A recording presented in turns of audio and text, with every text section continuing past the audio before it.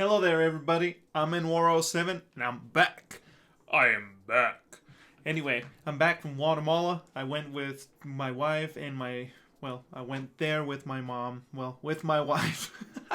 I went there with my wife, came back with my mom. We went to visit for her and family, and I showed my wife for the first time my native country. That's where I was born and pretty much stayed most of my life. Give me a second. I need to straighten my chair. There we go. I stayed there for most of my life until about 17 years old or 16, where I actually didn't go back once I was 17, but at 16 I only went for about 3 months, and at 17 the same thing, and then I just didn't go back. But before 16 years old, I pretty much stayed there most of the year, 8 to 9 months over there, and just 3 or so months here in the United States. But anyway, it was nice to go back. It was beautiful. If you want to see more of the pictures and whatnot that I got over there, I'll be uploading them on ENG7, and that's on my Twitter and my Instagram, but mostly Instagram. But anyway, this is a podcast for the new peeps. This is the ENDCAST. I here am your host, and I'll be taking you through the news of the week that I found interesting or worth noting, and to share my opinion on these things. And I want to hear yours, so go off in the comments. We'll go 10 to 15 minutes per section. I'm going to start saying 10 minutes because I want to keep the podcast to 20, 30 minutes, some tops 30. So 10 minutes each section, 10 minutes on tech, 10 minutes on video games, and 10 minutes on other news, if there's such, and games we played, which is the same category. But anyway, I'm back. I'm hoping you're good. I know I have a couple listeners, not too many, but I want to let you know I haven't forgotten you. I hope you didn't forget me. Let's get down into it. So, first, besides Trump's picture there that's priceless, there's this thing that I read, and let me see the source real quick. Oh yeah, the Wall Street Journal. So, apparently Chinese citizens are being required to, in order to register for mobile phone services, they're gonna have to scan their faces. So that to me, I mean, I'm not gonna lie, I only read about half of this article, and I don't recall much of it. I was in the middle of the plane traveling on Monday, so while I was reading it, so I kind of just dozed off because I had like 2 hours of sleep that day. But anyway, that's what's going on. I personally am like, that's wow, for just the basic phone service. But then futuristically, like looking at the future, I'm like, well, that kind of makes sense, but at the same time, it's unnecessary. So, what do you think? Is that complete utter garbage, or is just part of the Chinese government way of seeing life and doing life? You know, I'm not saying and not pointing out which better or not. Of course, I am not into communism. I am not into dictatorships. Definitely, I am totes against that. But of course, that doesn't mean China's bad or anything. It's just the way they roll. So anyway, let me know what you think. I personally am against it. I think it's unnecessary. But at the same time, in a technological level, I'm like, well, it makes sense that they'll have our faces eventually. But anyway, throw off in the comments, see what you think. The other thing was Apple updated its clips for iPhone. It's an app that allows you to record clips, video, short ones, kind of like making stories. And it's actually a robust app. I was impressed. By the way, I just need to remember to breathe because the last few times I ran out of air and I start feeling lightheaded, and it kind of ruins the next 2 or 3 hours of my whatever I have left before my oxygen levels go back to normal. So I'm going to have to breathe and talk a little slower. But anyway, the Clips app has been updated apparently. It has more personal video messages, animated stickers, and emojis, which for me was like, hello, why doesn't it allow this? Now that it does, I think I'm going to be doing I have quite a few content creation ideas that I wanted to use, but I just didn't have the tool because of the Memoji. If you know my stream in Spanish, I stream with my Memoji on the whole time. So, and when I do videos online, I am trying to do my real face more often now. But anyway, yeah, the Memoji thing, I'm more excited for that side of things. I'm going to be doing quite a few things. You'll see. Anyway, I'm excited for that. Let me know what you think. So this thing's been going on. There's a lot of articles just trying to be clickbait. It's not that big of a deal. But anyway, apparently, so Apple has finally explained to us, according to The Verge, and I've read the report, that the iPhone doesn't come with a setting to 100%, specifically the iPhone 11 and 11 Pro. I mean, yes.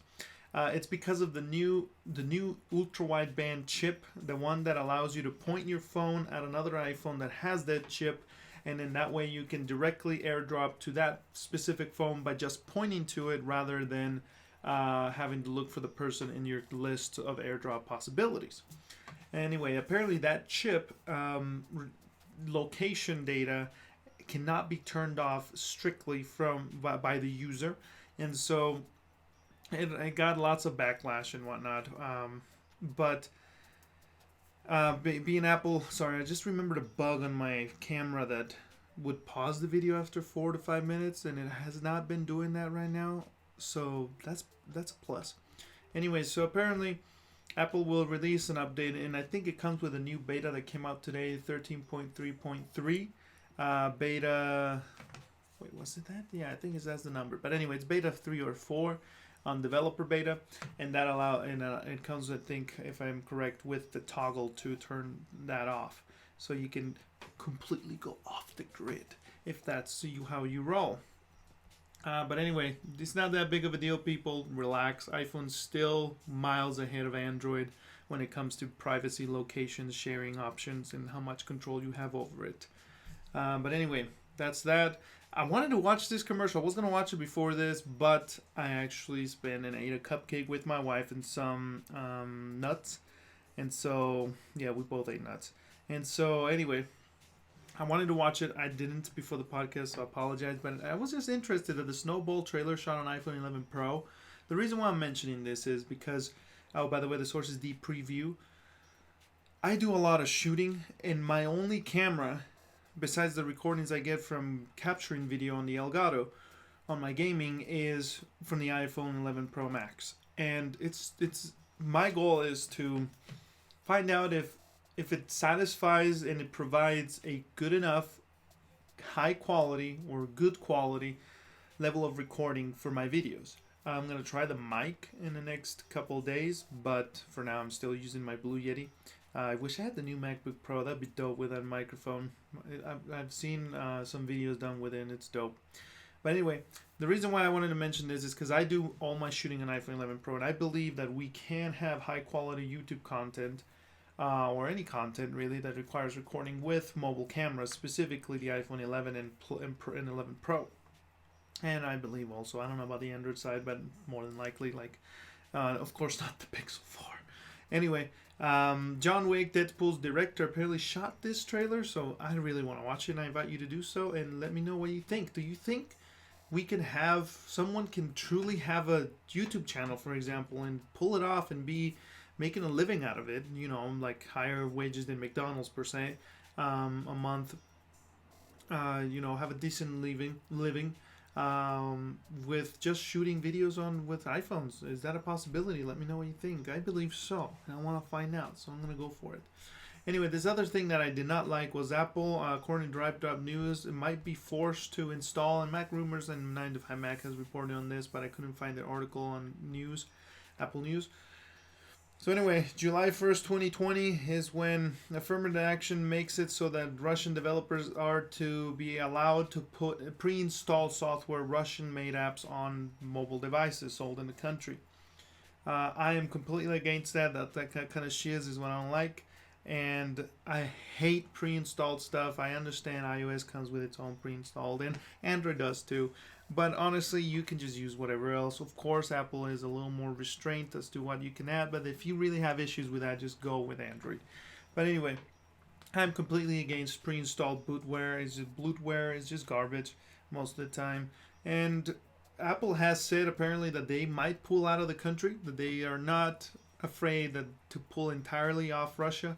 I would say hopefully they stick to their guns and they do that if that law becomes a hazard beyond just in commodity. Right now, some are saying it could come pre-installed with spyware, weak software, which I believe it is a consider it a legitimate concern. But anyway, what do you think? I personally think, yeah, screw it. Get out of Russia, Apple. But what do you think? I don't want to leave my Russian buddies. I know I have a listener in Russia. You pop here and there, but what do you think, bro or sister? I personally, I just, just let me know what you think. This other ad, man. This other ad. You know I'm not a big fan of Fox. But hey, that was the only one that told me this. And then, of course, the Spanish networks kind of commented a lot. But Pablo Escobar, brother. He's made an unbreakable smartphone. It's a foldable. Costs $400 around there. And he flashes, his name plus gold colors and luxury plus, I love the word, scantily clad women to sell it. It's just that word has always been kind of that... I don't know, how do I put this without destroying stuff? It's used by really conservative, really... Anyway, scantily clad is just, for me, it's like usually the word I just tell with my friends and be like, it's like hoish or slutty or sexy. But scantily clad is just so, I don't know, the right form probably, but anyway, it's just, it made me laugh, and so I click on it and I was like, oh, Pablo Escobar, I know who he is. Actually, I kind of didn't get it. I won't show the video, but anyway, this dude is apparently saying that his phone is gonna beat Apple and he's got it figured out and blah blah blah. And there you go. The ad, I watched it, is just these women walking around and just holding this phone apparently and whatnot, and it's really dumb. But it just makes sense. I can see why they did it, and it's definitely a non-efficient, really just, what's the word, heterosexual, male, egotistic, pervert. I don't know. It's just bad, man. But, I wouldn't say ban it, say it's insultive, whatnot. I'd say whatever it is. If it fits him, he's got the money. Women want to do it. Well, only maybe they were forced to because of his title. But anyway, it's whatever the freedom, man. I'm all for it. But at the same time, I do recognize it is bad, and it's bad. But anyway, I invite you to go watch it. You'll see why I'm saying it's bad in most people. Anyway, video games. Let's jump into there because I only got about 7 minutes. I want to get this. Nah, I'm good. I got like 15. So this is where I will usually put an ad, and maybe I should do a transition here and there, but anyway. Let's go into video games section, shall we? Mario Kart is more popular on iPhone than Fortnite and Call of Duty. Duh, it is. I wouldn't be surprised. Honestly, when I first saw it, I was like, okay, makes sense. It's Mario, man. It's Mario. Me personally, I hate the Gold Pass. It's crap.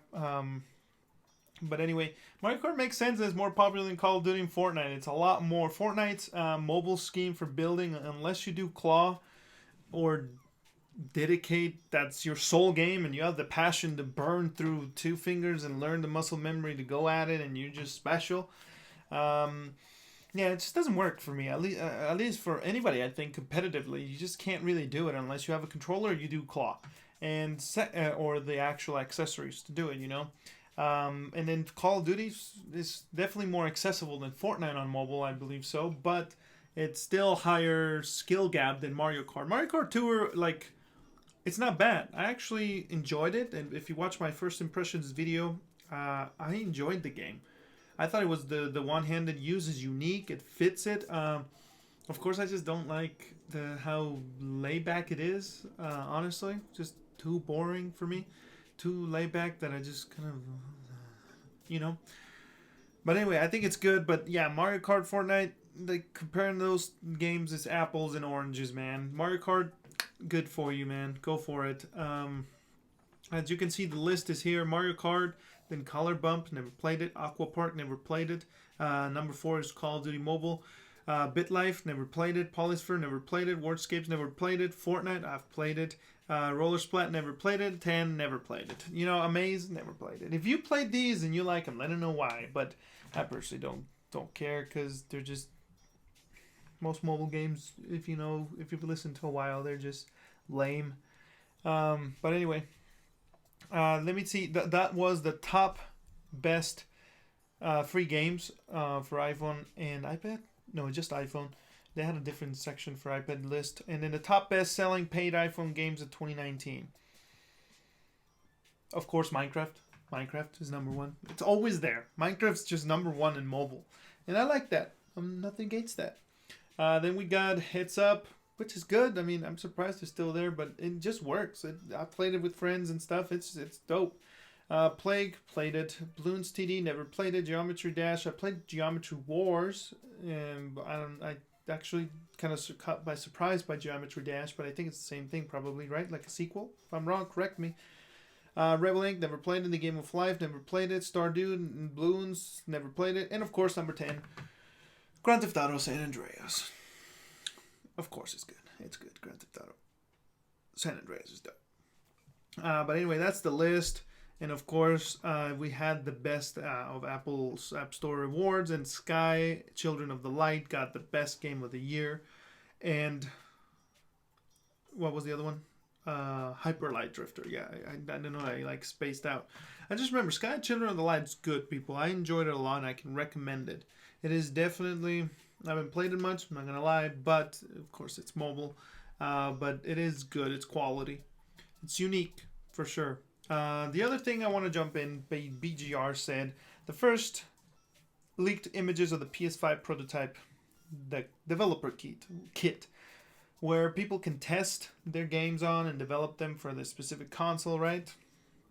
Usually the consumer's product looks completely different, so don't be surprised. But anyway, I like this design. I think it looks good. I'm excited for the next gen. Legitimately excited. I'm excited to see what happens, man, because loading times are a pain in the anus, and the column just can't handle it. It busts right open with his loading times. But if we can fix that, I'm so excited. By the way, Xbox One X Game Pass soon available. Witcher 3 Wild Hunt Go. I have it on PS4 Pro, and the loading times are so bad. At least for me, I just stopped playing it. I just couldn't, because I was playing on the second hardest difficulty. Or hardest, I forgot. It was a while ago, and sorry, my neck's hurting, so I'm gonna be holding onto my chair like this for a little bit. But anyway, yeah, it's just I'm excited for next gen. I'm gonna buy both gens. I'm gonna buy both consoles. Don't care. I am all games, all platforms. Games are games, man. I really don't care which one's best, as long as they both compete with each other and we have a market to push video games forward. PC Master Race, bow down, whatever, blah, blah, blah. But you gotta admit, games get optimized and consoles set the bar. PC games are only pretty much, they're limited by how much effort developers put into the actual console development of a game. So there you go with that. Let's see what else we got here. There you go. See that? See that? That's Modern Warfare's new crash map, which, okay, I have positive feelings, but also I just want to get the facade out of here. You know what I'm saying? The thing is, I thought someone was listening to the window right now. That's why I got a little weird. Sorry about that. It was just my mom. Anyway, here's the thing. Call of Duty. Oh yeah, I want to hear. You excited for the next gen? If you are, let me know. If you're not, let me know. If you're a console hater, just get out of here, man. If you're a PC lover and console hater, get out of here. But if you're a PC lover and understand reality, then stay. You're welcome. Anyway, the Call of Duty Modern Warfare, the thing is, Season 1, it's dope. I like it. It's great. I actually bought the Battle Pass, and I want to get to level 100. That's what I'm going to use on my stream as a title here and there. And I have a friend that we're going to compete to see. Hey, Zach, I don't know if you're watching, but bro, he was on the podcast, by the way, like 2-3 episodes ago. But anyway, the thing is with, this Season 1 thing. It's the biggest Modern Warfare, Call of Duty, content update for free. Free. Right? It says for free. I have two things. One, Call of Duty Modern Warfare, when it first came out, it lacked. Honestly, it did for me. I don't know if I'm wrong, but for me, the multiplayer felt complete, yet content-wise felt half-baked. Like it was missing something, you know? Maybe more than half-baked, like 3/4 there. This update comes out and boom. For me, it doesn't feel that empty anymore. It feels complete. Like I have enough content to play around with. Before, it felt like I missed something. I was like, okay, this is dope, but I've already rinsed and repeat so many things. There's not enough variety. But with this, it's fixed. Second, most of these maps, if not all, I think, right? Just one's new. Are all just from a past game anyway. Just Modern Warfare, which there's nothing wrong with that. Let me just tell you that. I love Modern Warfare, the first one. Call of Duty 4 Modern Warfare, for me, amazing game. One of my favorites of all time. And so I'm nothing against the multiplayer maps coming there, because I'd rather have old, legit good maps than so half-baked new ones. Anytime. But the whole marketing behind this, it's all like, wow, look at this, how much we're giving you, man. $60, we give you lots of free content. Like, this is amazing. Give us another $10 or $15-20 and you get 20 levels above, and blah blah blah. You know, ball crap, man. This stuff is just remade, whatever. Don't get ahead of yourself. Don't pat yourself in the back because you did just the basics. Okay? So anyway, that's my thoughts. I enjoyed it. It's good. I'm gonna have fun with it. I'm not gonna be bitter about it. It is what it is. It's still good stuff. It's not bad. But let me know what you think. But anyway, yeah, Crash Map. I love how it says new Crash Map. But anyway, I found this out today. Apparently, GameSpot's reporting that Vanquish, which I have on the Xbox, but I have the 360 backwards compatible version, which I don't even think it's enhanced. Until this, 4K 60 remasters are coming to Xbox One, baby. And Bayonetta, which I already... Bayonetta. I already completed the first and second one. Completed the first one on the Xbox, halfway through on PC. And Vanquish, I got about 1/4 through. But I want to keep playing it. But I'm definitely going to wait for this. Apparently, the release date is February 18th, 2020. And I'm going to purchase that collection. Because I want to play some Vanquish. But anyway, and by the way, Bayonetta is one of my favorite new characters. Like, it's recent, really. I'm glad Nintendo allowed it to happen, and I hope to see Bayonetta 3, because I really enjoy Bayonetta. Only the one thing I do not enjoy that much is the connection between the characters in the world. It just feels like these characters are awesome, but the world that they live in, it's kind of, I feel disconnected with it, you know? The second one did a better job of introducing other areas, so that was nice. But I still felt that disconnection. So let me know what you think on that. PlayStation has no more plans, according to Lad Bible, that they are not going to make any more mobile devices, handheld consoles, which I'd say big duh. They're not going to, man. Okay? It's just, no. They're just going to make it so you can stream it to your device like every normal human being and every company should do.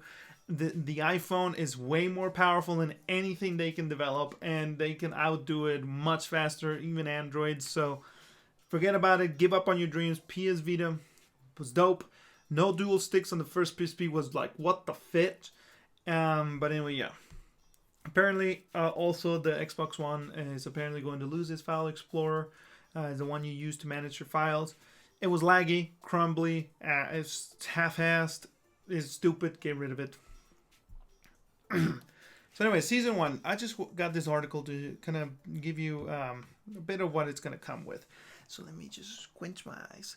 Crash, Vacant, and Shipment. Shipment, I haven't played it. I want to play it.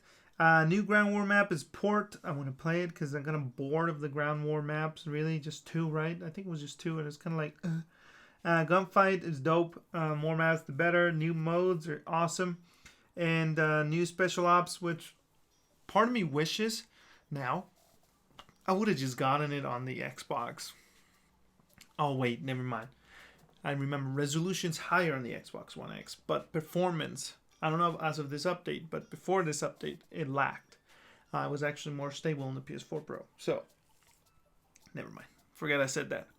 I need something to play with the Astro C40 anyway. So anyway, yeah, that's it. And 2 new weapons, which, who cares? Other than... Holger 26, not bad. Anyway, EA Origin Access apparently will include Star Wars Battlefront 2, which I already have. Where do I have it on? PlayStation, I think. Yeah, PlayStation. But anyway, this thing, the reason why I wanted to show you this is just to educate you.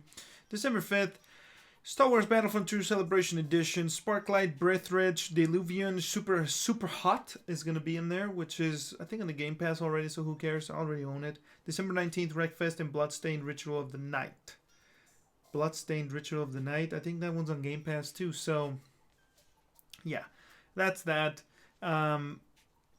People, EA Origin Access, reason why I wanted to post this is because that picture looks dope. Look at that. Look at that. Look at that. Looks really nice, right? Yep. Anyway, yeah. So I'm excited for Star Wars. Go watch it. If you don't like it, let me know. Halo Reach came out. Sorry if... I just hit a nerve when I did that. Like, you know, when you pinch a nerve or something and it gets hit. It doesn't really hurt. It's just like... It's like a black hole bust open and consumed everything. And then everything relocated again. You know, it's a weird feeling. So anyway, Halo Reach becomes a Steam most played game on launch day. Halo makes an impressive PC comeback, which I'm excited. I'm all for it. I'm not going to play it on PC, of course. One day I want to build my own Windows PC and have mods and all that stuff. But I don't know when that's going to be because I just switch games so often and on and off that modding gets boring after a little bit for me because I don't like to stay with a game for too long unless it's competitively, like Call of Duty and even Halo, Gears.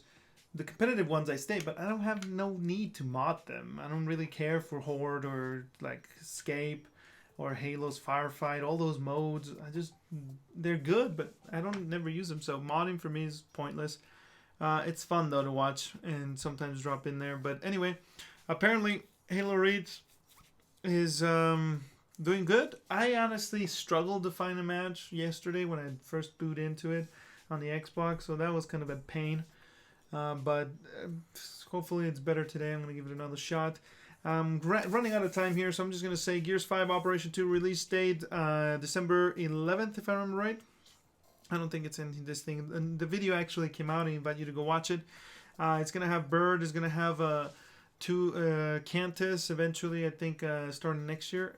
It's gonna have a new Locust or Horde thing with like a one-eye, a sniper helmet with a special ability. All those abilities, you can look them up. It looks good. I think Operation 2 is looking really good for Gears 5. The team, by the way, I have a team. ENG Gaming. I was forced to change the name. Thank you, LPL. Love you guys. Anyway. The team's doing pretty good. I had my first match yesterday, and I'm excited for the next one. If you want to know more about us, just hit us up on ENG Team Gaming on Facebook. But honestly, that's probably going to change to ENG Gaming or just ENG 7 Gaming. I don't know. I'm still in the morphing side of things. By the way, Morphis. Oh yeah, it says it here, December 11th. Anyway, I'm just gambling right now, so might as well just end it. Gears 5 Operation 2 is looking dope. The games I played this week real quick is Bayonetta 2, beat it, good. Halo Reach, want to keep playing it, looks amazing at 4K, at 60. 60 FPS is more the important thing. Overwatch, I'm loving it. I wish I would have bought it earlier, but at the same time, no, because right now it's like perfect. I love it. Life is Strange, I just started it. It's interesting. I'm going to keep going before it leaves the Game Pass. And Modern Warfare, of course, for Season 2. Anyway, I Twitch and stream. Stream on Twitch every Tuesday, Monday, Wednesday, and Friday in Spanish in the afternoon. If you want to see an English stream, hit me up. Anyway, I'm in War 07, and I'll catch you all next time.